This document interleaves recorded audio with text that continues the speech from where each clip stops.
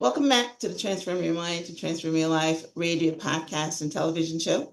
I'm your host, Life Coach Marina Young, and sitting in the guest chair today is Dr. John E. Lewis. And Dr. Lewis and I are going to be talking on the topic, the importance of polysaccharides for brain health and immune function. Welcome, Dr. Lewis. Thank you, Myrna, for having me. It's my pleasure to be here. I look forward to our conversation today. Yes, I look forward to the conversation today. I get excited about learning about the body and health, and it's my favorite topic. So I will be Me too. learning right along with you listeners and those watching on TV or YouTube on this important conversation today. All right, so let me give you guys a brief introduction. With over 180 peer-reviewed publications and extensive research experience, Dr. John Lewis, founder and president of Dr. Lewis Nutrition, is a trusted authority in his field.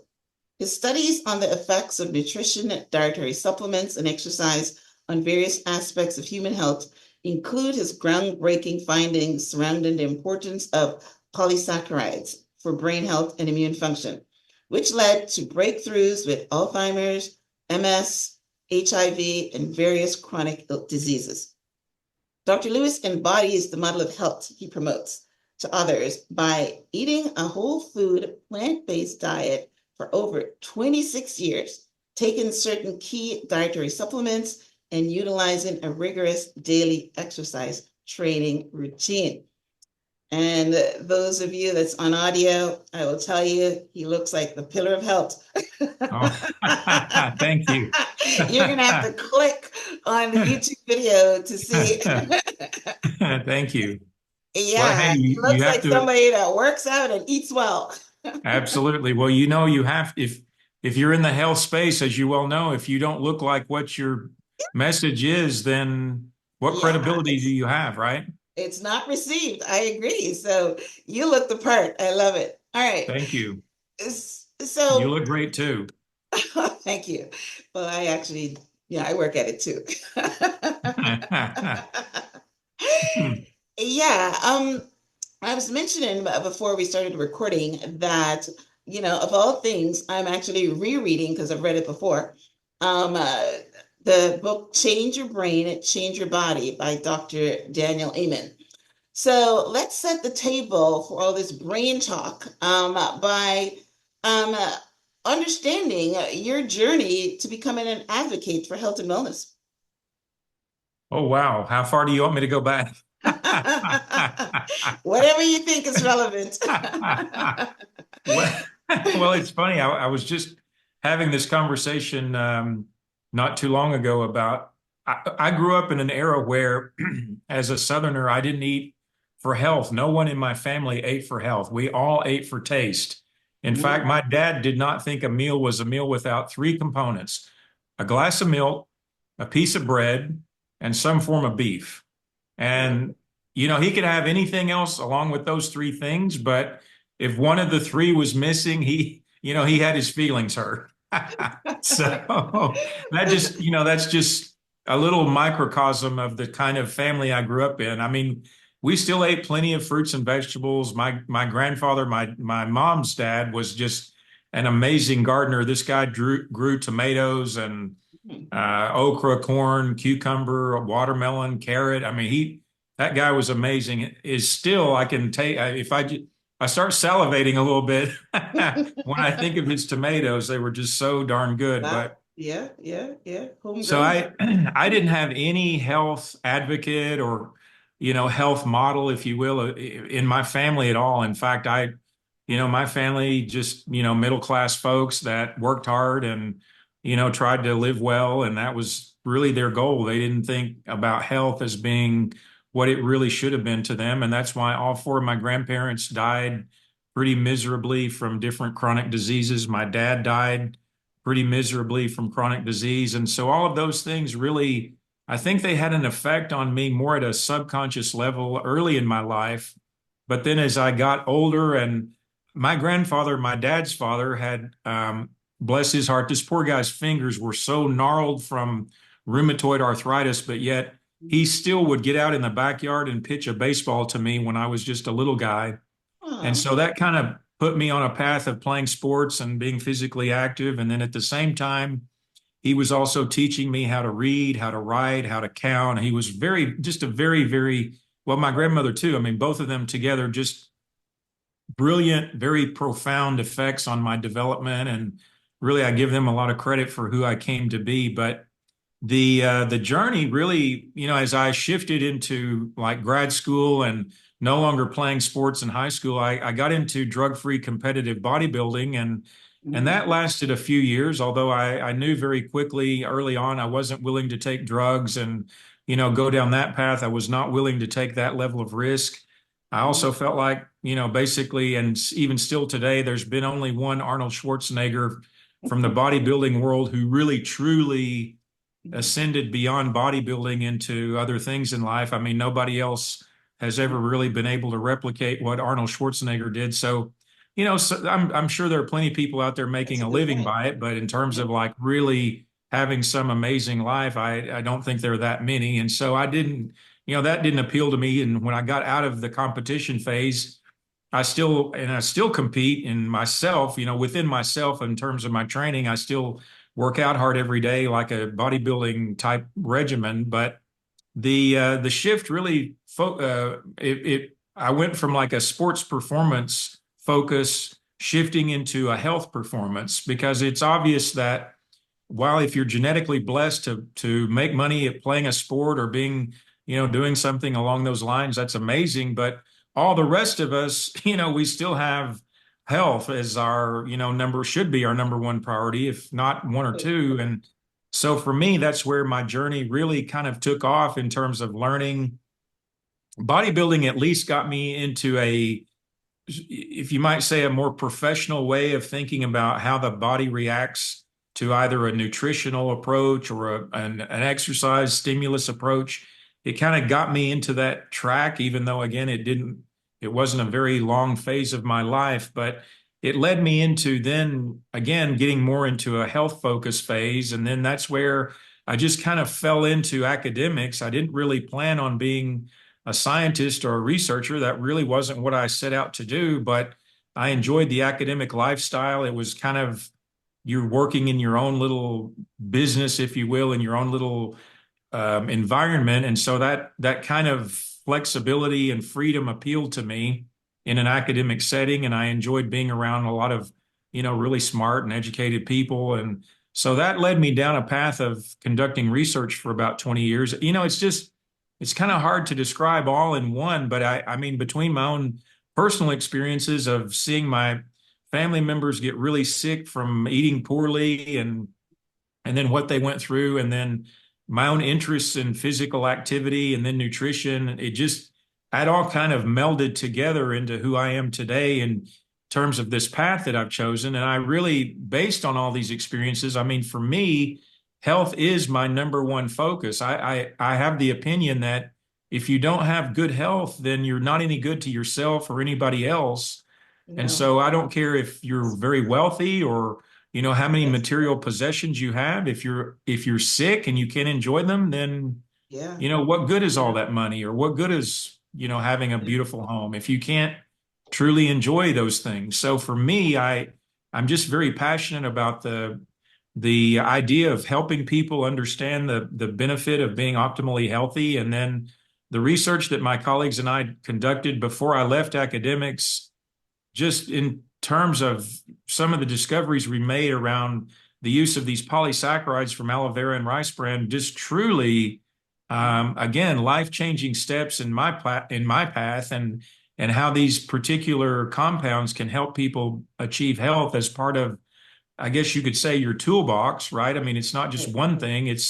You have a toolbox of things that you hopefully utilize to optimize your health. And so for me, these polysaccharides have become a key cornerstone in that. And it's an opportunity to educate people about something that typically, I mean, it's like 99% of the people that I talk to about these things have no idea what I'm talking about related to these polysaccharides. And I wouldn't have known either had I not met a couple of people about 20 years ago who introduced me to their story, and how they were affected so dramatically by utilizing these polysaccharides. And so even though I'm very much a strong advocate for a plant-based diet. I feel like we still need dietary supplements, and especially from these things like polysaccharides that, again, I've been researching now for almost the last 20 years. And of course, exercise is another pillar, if you will, of my approach. But I'm just very grateful to, have any opportunity to be here with you today and with your listeners and share this message that I've been on, or that I have, that from this journey that I've been on. And it's very exciting because it's actually something very simple that people can do and utilize in their busy, hectic, stressful lives, that they can still take the opportunity with these polysaccharides, if they take them every day, like I do and my family does, to benefit from them. It's a very long-winded answer. Sorry if that That's all didn't. right. That's all right. Well, that's what when people are passionate, they can talk. I mean, I hate, being on the show where, I've got an hour show and in 20 minutes I've asked all my questions because people give me like 2 minute answers. Right. So, I will take this any day, long-winded. All right. But it's really you mentioned the word polysaccharides a lot of times. I have it as part of the headline for the show. So, what exactly are they, and why are they beneficial for your health? It sounds like you're saying that there's supplements, but give us the scientific approach to what exactly polysaccharides and what they do. Well, well, if you if you've heard any other if you've heard any psychologists refer to something called the teachable moment, this is, for me, this is a very significant teachable moment where a polysaccharide is actually, in layman's terms, it's a complex sugar. But you and I both know, based on the last, several decades in the mass media, anytime we hear the word sugar, we automatically think bad, right? Like we're Right. conditioned. We are literally conditioned. If we hear the word sugar, we think bad. But there is a very significant problem with that. And that is, all sugars are not sugars, meaning that they're very different. And so there are two key characteristics that distinguish sugars that I think it's important for people to understand, not just to throw the baby out with the bathwater every time they hear the word sugar. So instead of polysaccharide, I could have said complex sugar. Now, at this point, maybe some people are thinking, oh, this guy Lewis, he's a nut. I don't want to hear this message, but please bear with me and let me Yeah, explain this to you. So yeah, yeah. in biochemistry, there are three basic types of sugars. There are monosaccharides, which is the simplest form, and that's like something like high fructose corn syrup, which I'm sure all of your listeners are familiar with. You see it in literally everything today as a sweetener. That's a simple sugar that spikes your glucose, spikes your insulin. If you're eating high fructose corn syrup every day, I would encourage you to reconsider that, because that's going to set you up for metabolic problems such as diabetes, cancer, heart disease. So please, if you're eating products that contain the simple sugar, high fructose corn syrup, I would encourage you not to do that. And again, technically, that's a monosaccharide. The next form of complexity is a disaccharide, and that's something like table sugar. So that's white table sugar, which again, if you're putting a lot of table sugar into your different foods that you prepare at home, or maybe your tea or your coffee or whatever, I would also encourage you not to do that every day. And so that's the disaccharide. That's the next level of complexity. And then the final level of complexity is, again, the polysaccharide that I mentioned. Now, polysaccharides are literally hundreds of glucose units that are attached together by these very complex glycosidic bonds.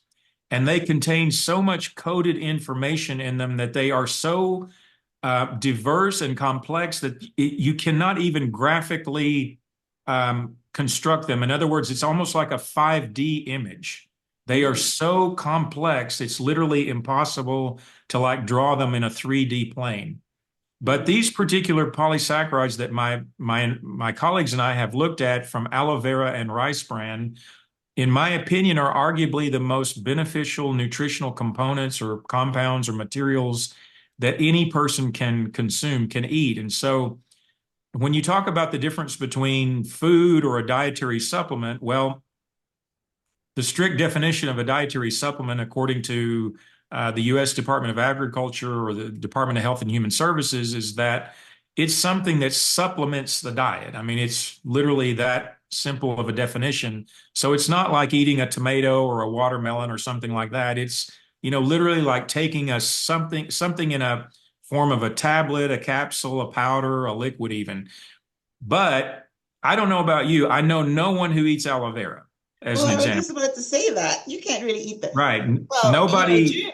during the COVID, I was actually putting it in a drink because people were saying that, not people, there was this lady that came on and said that if you mix aloe vera with lemon and ginger and things like that and drink it, it gets, well, yeah, but that's the only way I would eat it. You wouldn't eat it any other way, right? Right, exactly. Well, I mean, we have aloe vera growing in our backyard, but I don't go out there and, snip a leaf and then suck down the gel. I No, mean, I don't know no, anybody who does that. I mean, no, if you yeah, use, and even if you thought of that, most people think of aloe vera as a topical remedy for a sunburn or a right, cut or a wound or right, something. Most right. people don't even think of actually consuming the aloe vera. Well, the gel is like 99% water. So the polysaccharide content in that gel is a tiny little amount. So you'd have to first take out all that water. Now you have this tiny little amount of saccharide left, along with some other materials. And then you want to get rid of those other materials where you have as pure as possible that polysaccharide content. And then you concentrate that into amount of, a few hundred milligrams or something, where now you can consume it, eat it, swallow it, and get the beneficial effects from it. So, and then rice bran, 70 to 80% of the world prefers to eat white rice. That's just the white endosperm. So you have the white endosperm, that's the white rice. Rice bran is the layer on top of that. That gets stripped off. And then the top over the rice bran is the husk or the hull. That's the inedible part that gets stripped off first. Then most of the world prefers to eat white rice. So unless you're eating brown rice, you're not even getting any of the rice bran.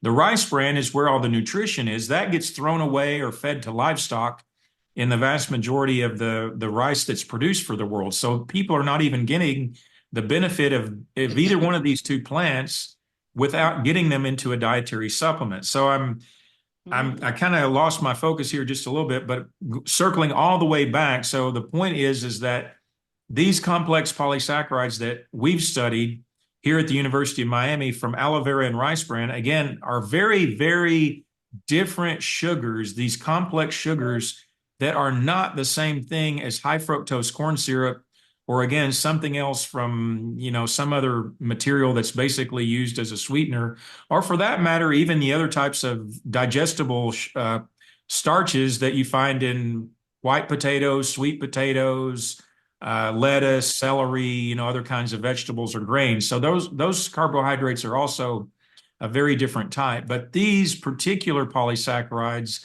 based on our research and coming from other labs around the world as well, not just from ours at the University of Miami, but there have been over the last several decades so many amazing and incredible beneficial effects published in the scientific literature showing how these polysaccharides can help people improve.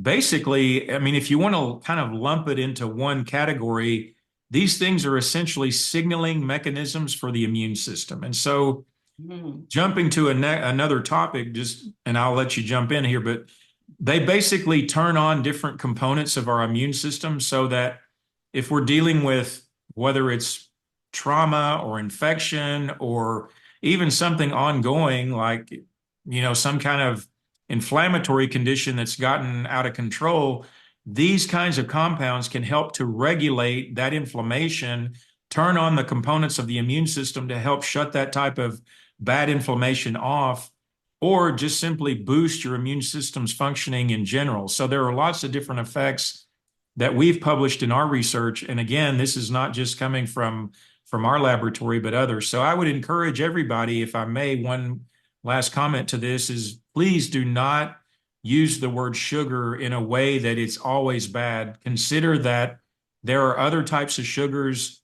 The two main characteristics, again, the source and the biochemical composition, really dictate whether or not a sugar is bad or good for you. So try to be mindful of that. We talk about, the use of language today and being mindful of what we're thinking and what we're doing and what we're saying. So just don't throw the baby out with the bathwater Hot water. and recognize that all sugars are Yeah. not created equal. And some of them are actually very, very beneficial for us, regardless of what the keto, paleo, carnivore crowd says. Right, So, right, right, right. Well, it's interesting. I would not have thought aloe vera was a sugar. I right. wouldn't even know what to classify it. I think it's a plant or something. But when you were Sure. talking and going through the Mani,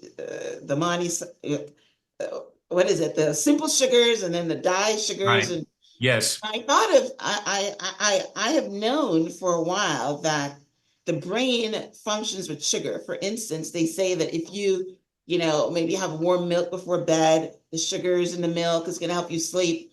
And I also take honey, and I've always tried to look to see, because that's a sugar, whether that's good or bad. And some people say it's good Mhm. for the gut and for the brain or anything like that. So what exactly, take it down to layman's terms here. What exactly does sugar do for the brain? The good sugars. Well, the first, besides oxygen, which is our first nutrient for all of our cells, the brain wants to utilize glucose as its source of sugar. I'm sorry, as its source of energy, which is true for most of our body. The problem, though, is that people are consuming all of these very simple sweet sugars like high fructose corn syrup and sucrose, so that we're having this metabolic overload where we're constantly elevating our blood glucose level, our insulin level, and this is what's leading us down this path of all this metabolic dysfunction. But again, just on a very basic level, I mean, the brain wants to have, again, after oxygen, it wants to have glucose as its Right. primary fuel to function, just like all of our cells do. So it's interesting that we get caught up in a lot of these different sort of I don't know what you'd call them, juxtapositions about sugar, and then, oh, well, it's not good for you, but yet the brain needs glucose to function Yeah. properly. Yeah. So Which is why I asked the question. that's Right. right. So you have Right. to be careful with, again, the use of the language and just putting, lumping everything into either good or bad. That sometimes can be very wrong. And so Right. it just depends on the context. But the brain does need glucose. I mean, that's the fuel, the elemental fuel that the body wants to function off of. So if it doesn't have a ready supply of it, then it will start breaking down glycogen in the liver, which is the glycogen is the stored form of glucose.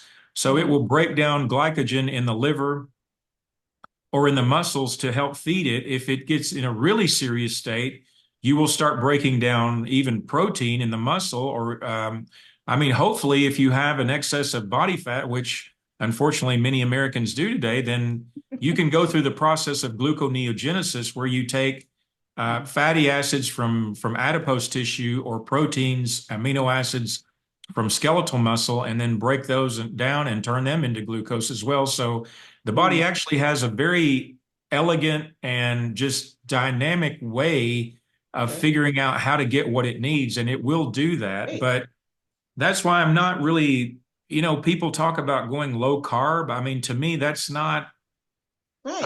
I just Right. don't agree with that. I think we still need some level of carbohydrate, regardless of what all of these paleo, keto, carnivore people keep preaching.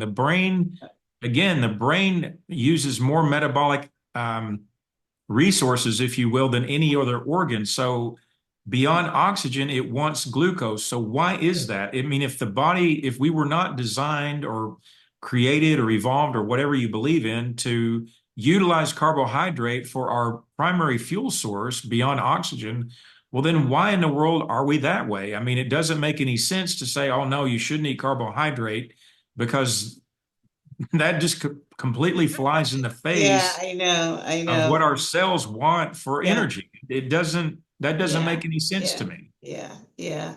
Yeah. Everybody wants to lose weight because that's the conversation in Right. North America. And the conversation is, yeah, carbs, if you eat an excess of it, then it goes to fat and then you get fat. But you've got to, like I said, I have known that the brain you needs sugar. So that's amazing. So we're talking about the brain health and the polysaccharides here today and immune function. So what you have eloquently and lengthily talked about the polysaccharides and why the brain needs this particular complex carb or sugars, I should say, not carb, Yes. complex sugars to function. So, what are the top five behaviors for achieving brain health? This is just one aspect. Is there more? Oh, that's a great question. Well, I would definitely put, based on our published research, I would put the polysaccharides for brain health at the top of the list. But I think number two, in Mhm. general, you're talking about eating an anti-inflammatory diet, and probably that's really number one. Actually, you can't, as I'm sure you know, you can't really dietary supplement your way to good health. You have to eat well. No, the greatest dietary supplement regimen in the world is not going to make up for a poor diet. So you Right. have to eat well. And again, I know that's argumentative and people are very defensive about their food. So we don't have to talk too much about that. But I'll just say, in general, eating an anti-inflammatory diet, whatever that means to you, that's what I would say you need to do. So that's number one. Number two, again, I would put our polysaccharide research up against any other research Mhm. in the world, in the scientific literature, in terms of the effects we've demonstrated and documented compared to any other type of intervention. Number three, probably is exercise. You have to move every day, even though I think a lot of people don't recognize the brain as a, a beneficiary, if you will, of physical activity and movement, but it absolutely is. The brain is no different than your heart, than your liver, than your gut, than your kidneys, than any other major organ. It requires you to move every single day. And so that is incredibly important. Number four, probably sleep. You have to have a solid 6 to 7 to 8 hours of uninterrupted sleep every night. So sleep, I tell people all the time, sleep hygiene consists of making sure you have a dark room, although my wife, she has to have a little bit of light because she pees several times throughout the night. So for her, she needs a little pathway to get to the bathroom. Right. So, I mean, whatever it is for her, we've tried 100 things, nothing works. But anyway, Mhm. in general, for those of you who don't have to pee sometime during the night, you need a dark room. You need to get rid of all of the radiation, the Wi-Fi, the blue screens, whatever. It needs to be comfortable to you, whatever that temperature is, and all the other factors that go into helping you be able to sleep at night. Sleep is not just for regeneration. Sleep is actually when the body clears out all of this metabolic waste that we build up during the day, and especially in the brain. So, as the brain is going through all this metabolic activity, it creates all of these metabolic waste products that, if they're not cleaned out while you're sleeping, that eventually can lead you to a greater risk of things like dementia. So, it's so important to sleep well every night. And then, number five, I mean, it's probably, I mean, there's so many things I could probably lump in there to number five, but if you still using tobacco today, I mean, what's wrong with you? Why are you doing that? Like, Yeah. tobacco is just not good for us. Don't use tobacco, even alcohol. A lot of people think, oh, I have my glass of red wine with dinner every night. That's healthy. Not so much. I mean, if you look at the literature, even for just a little bit, and a little bit is, of course, depending on the research you read, is a different quantity, but let's say like even one drink per month. I forget that last article I read. It was last year, I think. It's been a while ago, but even like for women, like one drink a month statistically elevates your risk of breast cancer. Oh, So wow. even just very sporadic, minor amount of alcohol drinking can actually elevate your cancer risk. So I don't subscribe to this notion of, oh, a glass of wine or a beer or this and that every day or two or even a couple of times a week. I don't subscribe to that. I don't believe in that at all. In fact, I have not personally had any alcohol in probably, it's been at least 12, 13 years. It's been quite a few years. And I wasn't really much of a drinker anyway. I mean, in fact, going back to my bodybuilding days, when I used to in college, I'd go hang out with my friends, and over the weekend, we'd go to some bar or club, trying to, meet a girl or whatever. We'd be sitting around and, having a drink or two. I mean, I just didn't even I never enjoyed the taste of alcohol. And then Mhm. getting into bodybuilding, you can't hang out at 3 o'clock till 3 o'clock in the morning and try to be a competitive bodybuilder. Those are completely not compatible Yeah, yeah, lifestyles. yeah, yeah. So actually, that was another thing that I like to say that bodybuilding got me out of, was just this. Not that I was much of a partier anyway, but just that sort of a lifestyle. And so I would encourage anybody out there who thinks that alcohol is, something that can potentially be healthy. Don't take my word for it. This is not opinion. Go to PubMed and do your own, go to pubmed.gov and start looking at alcohol cancer risk. And you're probably going to be completely surprised at the research that you will read when you do that type of search. So all of those things have very significant effects, not just for our brain, but for our Entire entire body. body. And that's Right, probably how I right. would categorize them. That's amazing.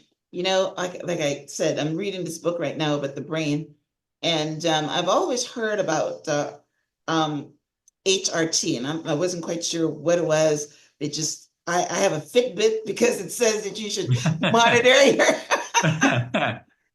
your HRT, and I didn't know what it is. And just a couple of nights ago, I'm reading about, your heart rate variability on the brain and exercise. So when you're talking Mhm. now about exercise affecting your brain and affecting your heart rate variability, I'm thinking, wow, right. Yes.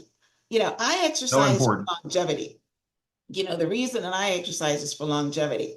I have made up in my mind that if I want to grow old, but I don't want to do it in a bed. That's right. I want to have quality of life. So I exercise 6 days a week based on that. And if the weight comes off along with that, that's a bonus, but it's not my primary thing. So yeah, Amen to that. so touch on what exactly is heart rate variability. So, and how is that one of the things that we're talking about here about the exercise in the brain? Is that how that correlates? That's possible.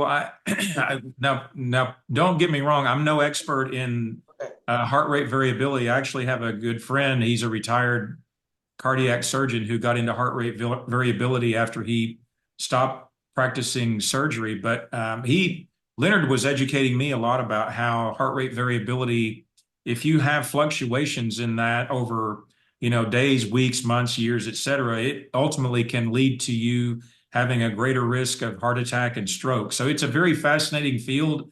I Yes. didn't I didn't get into that line of research in my Right. academic career, but excuse me, is something that's definitely interesting. And it's nice that we have these kinds of tools that we can Right. track these things today. Have you heard of the company Heart Math? I know that's one of the big companies that Mm. really pushed a lot of research to show and document Okay. how important heart rate variability is. So I think one of the things that they suggest as a tool to help people control their heart rate is meditation. I think Okay. they're big into meditation along with the exercise. But Okay. again, I mean, I didn't, as I got into my research career, I really went more down, even though exercise was probably my initial interest just because of my bodybuilding interest. But then as I shifted more into health focus, I would say I went more toward the nutrition side Right. than I Okay. did toward the exercise side. So I don't know. I mean, I would have to do quite frankly, I'd have to do some of my own research to know Okay. a little bit better how exercise in general affects the brain, other than the fact that we know that exercise has just so many different, let's call them global or systemic effects related to increasing or improving your circulation, which is obviously very important for your brain. Right. Your ability to have a lower heart rate, lower blood pressure, these Right. kinds of things Right. obviously are very important for your overall vascular health, and then particularly related to your brain. And then the ability to withstand different stressful environments or conditions. Obviously, exercise, as you as you get more trained, as you become more conditioned, then your body is able to withstand. I mean, we're just, even if it's not the mental stress from your work or your family or whatever, just the stress of all the crap in the environment, right? I mean, all the pollution, all the radiation, all the chemicals, the plastics, all these things that humans 100 or even before the Industrial Revolution, they didn't have any of that stuff. Now, today, we have all of this stuff because of technology and industrialization. And so all of those kinds of stressors, exercise helps us to be better at being resilient against those kinds of things, which again translates not just from the typical or conventional perspective of the vascular system and the cardiac system, but also into the central nervous system. So it's fascinating how all those things are linked together, but I can't claim to be an expert on how actually exercise itself Mhm. directly impacts central nervous Right. system function, Right. other than through the link between the immune system, which I find to be very fascinating. And that's basically just regulating how exercise provides a short-term stimulus that we have to deal with. So we have an elevation in some of these pro-inflammatory markers, but then once we become more trained, that stimulation gets lower and lower as we become more trained. So you don't have that ongoing sort of chronic inflammatory condition that would predispose us to diabetes or cancer or heart disease. You actually lower all that stuff. So by default, it lowers your risk of all those things, including neurodegeneration. But it's really a very fascinating link between the stimulus of exercise and then how our immune system responds to that. Yes, well, we know exercise. I read a statistic once that says that for every hour of exercise you do, it lengthens your life by a certain amount. And I'm not going to quote how much it is, but we know that exercise is important. And the people that just sit around and don't do it, That's right. they're not only shortening their life, but they're shortening their health span, which is a word that That's I right. just learned too, that I love. Right. Okay. So, one of the things I wanted to touch on is that you've adopted a whole food plant-based diet for 26 years. And as you were talking with bodybuilding, my curiosity was, were you doing plant-based when you were bodybuilding? But even if you're not a bodybuilder, do you think that we can achieve optimum health by eating meat and dairy? Well, to answer the first part of your question, no, when I was still bodybuilding, I was still eating Okay. basically whatever. I mean, I was very particular about my food in terms of like, not eating at the typical fast food chains, but I did eat chicken, tuna, and eggs and some dairy. So I was definitely not close to plant-based, but I still ate a lot of fruits and vegetables during that phase of my life. Now, if you're talking about optimizing your health, in my opinion, looking at the research, and this is my own opinion of reading the research. So obviously, this is where I think people, they go down a different path. They read this and then they say, okay, it's all about eating meat. They read this and they say, okay, wait a minute, it's all about being plant-based. So in Yeah. my interpretation of the literature, I mean, if you look at, and I know his book was thoroughly criticized by a lot of different people, but if you've read the China study by Dr. Colin Campbell, that was written, I think, back in '05. It's hard to believe that's nearly a 20-year-old book, but Campbell had an incredible amount of information from his own research career and then lots of other research that he summarized in that book that is very compelling from a perspective of eating a plant-based diet and how it will lower your risk of all sorts of different chronic diseases. So, and again, I know people have chopped that book up apart. That's again just an opinion or an interpretation of the research. But something more fascinating that I've read more recently is, are you familiar with Walter Longo from the University of Southern California? No. I would encourage you and your listeners to look up Longo's research. What Longo and his colleagues have been doing, I don't know if it's 20 years now, it's at least for the last, say, 10 or 15 years, is very fascinating. Let's call it longevity research. And so they're looking at everything from, individual cells to different lower level species, to rats, rodents, and now they're starting to extend their work into humans. And the one consistent message that they've come up with is that if you turn down protein, which, again, we think of protein as being so important, and certainly it is. There are essential amino acids, the 8 essential amino acids that we need to get from the diet that the body cannot synthesize on its own. But what their consistent message is showing is that if you turn down the protein and if you change giving an organism plant protein instead of animal protein, you actually extend the longevity. So you're actually able to shut down some of these genes where they're like these proliferator genes that we need to be active when we're either a fetus or a baby, or, we're still in the stage of growth and maturation. Well, once we achieve adulthood, we really want those genes to turn down. We don't want them to continue expressing, because what that does is it proliferates too much. It proliferates growth of cells. And so if your cell is going through the process of dying to be replicated, you don't want that dying cell to then turn into something mutagenic that becomes cancer later. So you want those genes to turn that stuff off when we're adults. So Longo's research is very consistently now showing a pattern, again, across different types of organisms, that if you shift to lower protein and if you shift the proteins from animal to plant protein, you actually will increase longevity, increase health. So to answer your question, based on everything that I've read, again, from Colin Campbell's work to now Longo's work, I think in my interpretation, I think it's perhaps beneficial for all of us, even if you don't want to go completely plant-based, to not rely on meat. Like, just don't make that like such a regular part of your diet.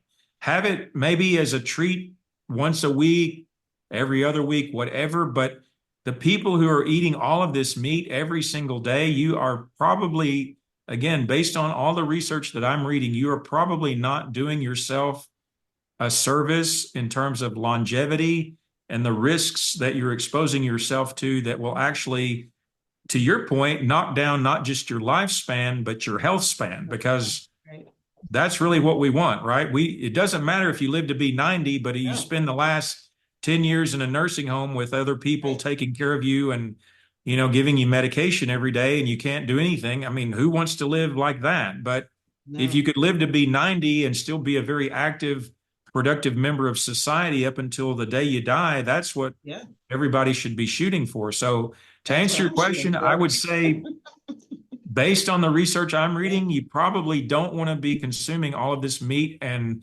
high protein diet every day. Wow. It's very interesting because you said one person goes this way, one person goes that way. Most Exactly.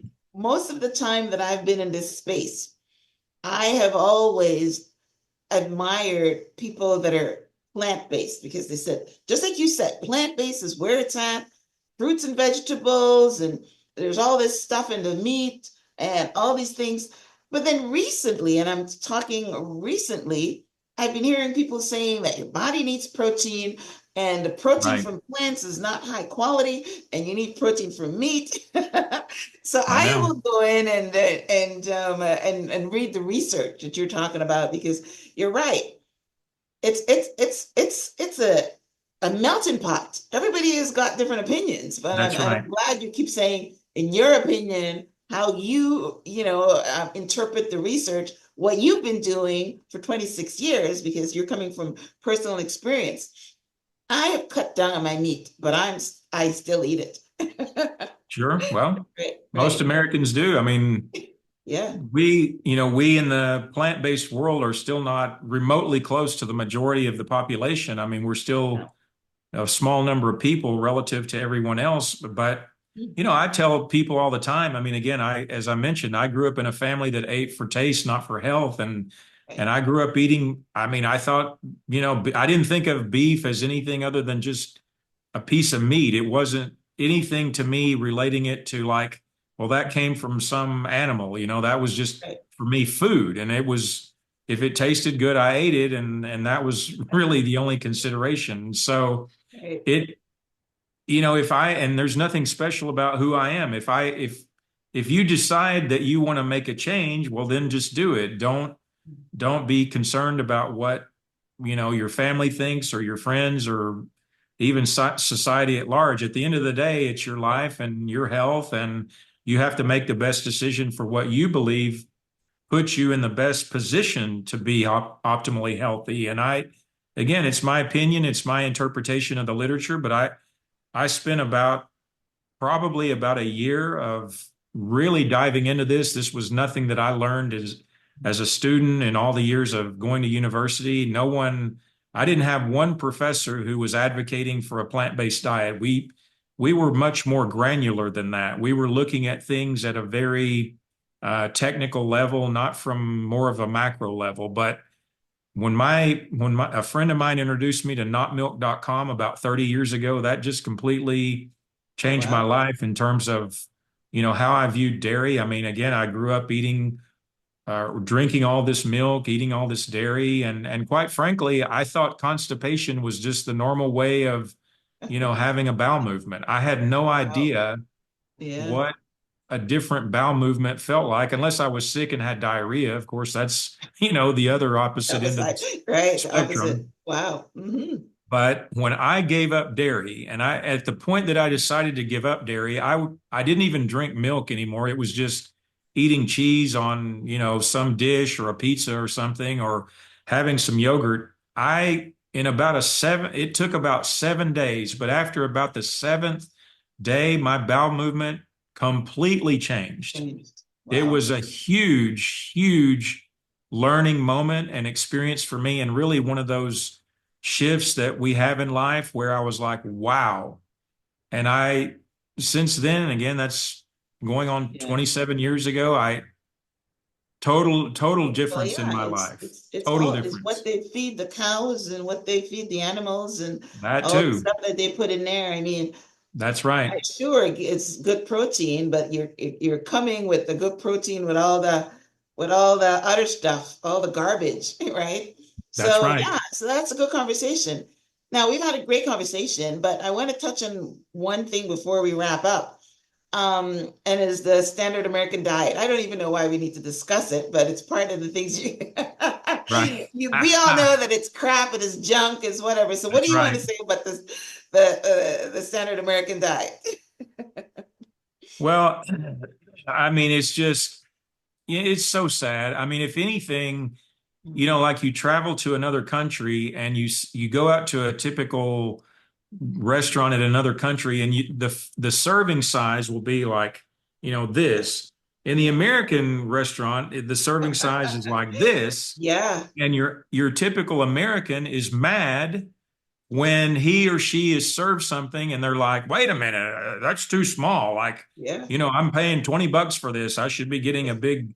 serving of whatever it is they eat. But yes, I mean, I have, and I know how controversial and argumentative the topic of food can be for people. People get so defensive about what they eat and their attachment to it. But we just really have individually. I mean, for me, it doesn't matter what the government mandates or what the government, tries to do at some national level. It really requires me and you and everybody else we know at the individual level. We have to take personal responsibility, personal accountability for our health. And the number one thing that we can do to affect that is what we stick in our mouths. And so, as best as we can, we have to avoid the temptation of all these, typical things that Americans want to eat. I mean, just soda, for example. I mean, my gosh, just if you're drinking soda like cigarette smoking, I mean, why in the world are you drinking soda? Kick Yeah. out the soda and just, it was kind of like for my shift to going plant-based, like I didn't try to do it like that. I gave myself time to adapt to it and to sort of acclimate. And again, we're talking 27 years ago. So this wasn't when you have now all of these plant-based options for so many different things. This was a whole different era. But if you feel like you're struggling with changing your diet and trying to improve what you're eating, just do one thing and then give yourself time to adapt to that one change. And then when you feel like you've comfortably allowed that to blend into your routine, then do another change. So whether that's eating something green every day, or drinking plenty of water every day, or eliminating soda, eliminating candy, cookies, whatever it is, try to just set simple baby step goals for yourself. And then once you feel like you've achieved that, then make another one. And guess what will happen over several months, over a couple of years, you have completely transformed yourself. Yeah, yeah, I love that. Right. Yes. But that's how it Right? works. Baby steps. So that's amazing. Mm-hmm. Dr. Lewis, this has been so exciting. Love talking about this conversation, like I said, from the beginning. So, all right, let's bring it back full circle. So, you talk about these polysaccharides. So, tell our listeners where they can connect with you. I'm assuming that you have an offer in order for them to pick up some of these polysaccharides. Tell us about your website, social media handles, or whatever else you want to leave with us today. Thank you so much for that. I would say the best source of information about me, my research, and our products is at drlewisnutrition.com. That's Lewis, Lewis, nutrition.com, and there's no period after the DR. But we have all sorts of information there talking about the research my colleagues and I conducted, the creation of Daily Brain Care, which is our flagship product based on all of that research. I put my name on my brand, on everything that I sell. So I want people to understand that I use it, my family uses it. I've had my mother, my wife, my daughter, my wife's pregnant again. She's taking it. I mean, everybody, this is not, for me, this is very personal. And I'm not a marketer who's just trying to make a buck. I'm actually trying to spread a message that includes a product. I mean, I'm not trying to go poor either, but this is something that I feel very passionate about that can help all of us be more optimally healthy. And you can go to YouTube, Instagram, Facebook, all the typical social media channels have, excuse me, the Dr. Lewis um, channel there as well. And we have, you can contact me through either the social media channels, or we have a phone number and an email address on our website.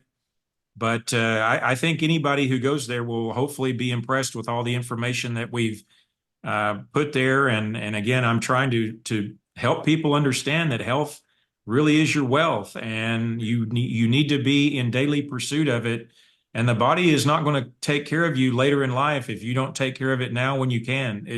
It just won't. And so we need to do these things every day to be healthy, and it's very important for us to do that. But please go to our website, look at the information, go to any of the social media channels, look at the videos we're posting, and hopefully people will be encouraged and want to try Daily Brain Care and see what the benefits of this product are, and how it can make a difference in their lives. Well, I will tell you, you've sold me. I will definitely, I take like Excellent. 20 supplements, but obviously not taking the right ones. And because I'm from the Caribbean, I know about aloe vera. I have a plant in my yard too, but I only use Absolutely. it for wound care or for skin rashes or something like that. And way back, people were talking about drinking aloe vera juice. So, what you're talking about, they don't eat it, but they drink it. So, Right. I know the benefits of the plant.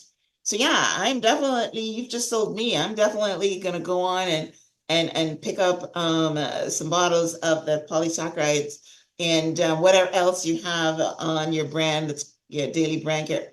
So that's amazing. Yeah, Thank I you. mean, I have adopted for all my life actually that health is wealth. It's funny you use that. That's Health right. is wealth.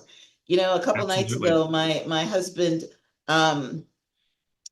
he got up out of bed and his foot was dead, numb, and he Mm, kept falling. He took one step and gosh. crashed, and then he went another couple of steps and crashed. And I'm sitting there thinking, wow, what happens if you can't walk?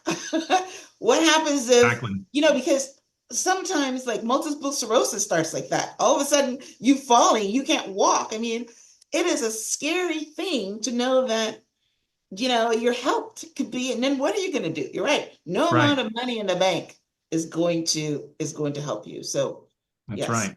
I love that. Right. I Amen love to that. that. Yes. Yes. Well, listen, Dr. Lewis, like I said, this was an amazing conversation. I loved it.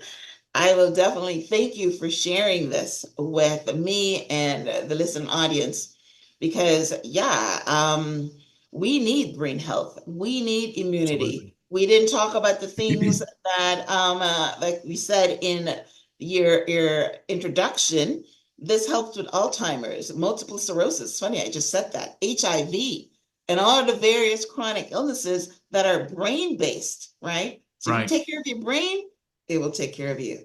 That's right. Right? Right. Exactly.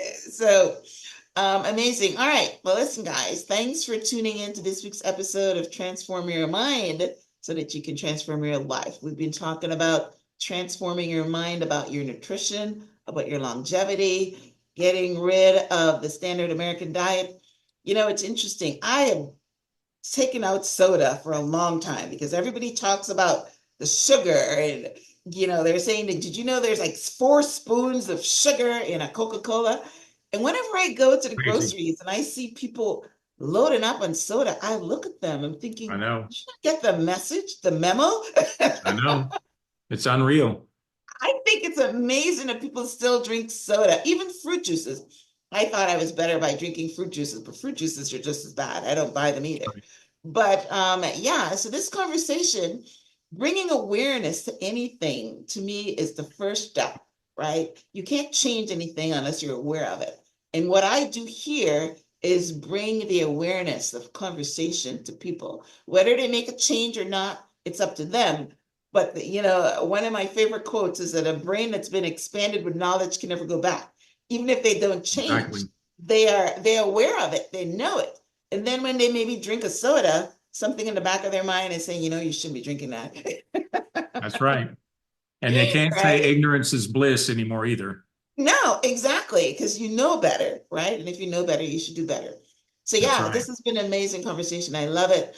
There's going to be a transcript of my conversation with Dr. Lewis on the show page, which is myhelps.us. I will link out to Dr. Lewis's website, his social media channels, so you can follow him. I'm almost sure that he has, educational videos on there about this Yes. stuff all the time. So and he says that there's an email on his website as well. Like if you have a Yes. question, because like you said, it's hard to get up one day and say, you know what, I'm going to cut out meat and dairy and eggs and cheese and all these different things. It is a process, and some people cut out a little bit. I mean, you're talking about how your bowel movements change and all that. I remember having lunch with a friend of mine, and she was telling me she had pains all over her body and she cut out all those things and now she's pain free. So I've seen Awesome. people, I know people that have gone plant-based, and because it's the meat and things, they're inflammatory. So when you That's right. cut them out, you cut out all the stuff that comes with pain and body aches and autoimmune diseases and things like that. So That's we know right. these things, right? We know these things. Exactly. Yes. All right, guys. Well, listen, thank you for tuning into this week's episode. I love what I do. I love having these fascinating conversations. I'm all excited. I can't wait to make changes. Thank you for And what having I me. learn, I teach. I'm going to be sending my family to go take some of these things too. So that's amazing. Absolutely. Yes. Well, all right, Dr. Lewis, before we wrap up, any last words? Well, just thank you, Myrna, for having me on the show. It's been a real pleasure to get to know you and have this conversation. And I just, for anybody out there struggling with health, I mean, please don't give up. As long as you can still breathe and swallow and, have your own faculties, I mean, you have your power. So don't give it away to somebody in a white coat. Do your own research and make sure you're making the best decisions for your health, because ultimately that is your most important characteristic besides time in this life. So do whatever you can to protect your health. And And again, if there's anything that I can do for anyone, I'm very reachable. So I'm happy to be of service. Awesome. Awesome. I love it. Love it. Love it. All right, guys. Well, listen, this has been an exciting episode. Hope you learned as much as I did and that you go out and make a change. All right. Thanks again Absolutely. for tuning Thank in. you. Until next time, namaste. Thank you. Namaste.